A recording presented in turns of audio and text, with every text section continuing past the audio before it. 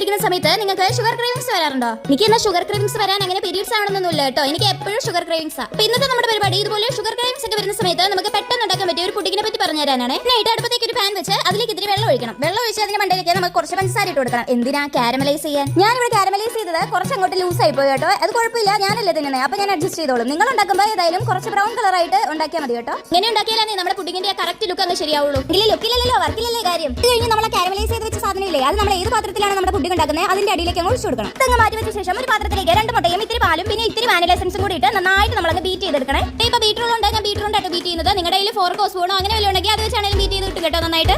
പിന്നെ ഒരു കാര്യം പറഞ്ഞു പോയേ, പഞ്ചസാരയും കൂടി ഇടുന്നുണ്ട് ബീറ്റ് ചെയ്യുമ്പോൾ. കഴിഞ്ഞൊന്നുമില്ല, നമ്മളാക്കി വെച്ച ബാറ്ററി ഇല്ലേ, അത് നേരത്തെ വെച്ച പാത്രത്തിലേക്ക് അങ്ങ് ഒഴിച്ചു കൊടുക്കുക. എന്നിട്ട് ഒരു അപ്പച്ചപ്പിലേക്ക് വെള്ളം വെച്ച് ആവി കയറ്റി ഒരു 15 മിനിറ്റ് കേട്ടോ അതുവരെ വെയിറ്റ് ചെയ്യണേ. ഇത് ചെയ്യുന്ന സമയത്ത് വെറുതെ ഇരുന്ന പോരാ, ആക്കി വെച്ച പാത്രമൊക്കെ കഴുകി വെക്കണം, അല്ലെങ്കിൽ വീട്ടിലെ പോരാളി തലക്കിടിക്കും. ഇതിൽ ഏറ്റവും സാറ്റിസ്ഫൈങ് ആയിട്ടുള്ള പാർട്ട് ഇതിങ്ങനെ ബ്ലൂ ബ്ലൂ ബ്ലൂ കേട്ടോ, ഭയങ്കര ടേസ്റ്റ്. അപ്പൊ ഇന്നേക്ക് ഇത്രയുള്ളൂ. Okay, by.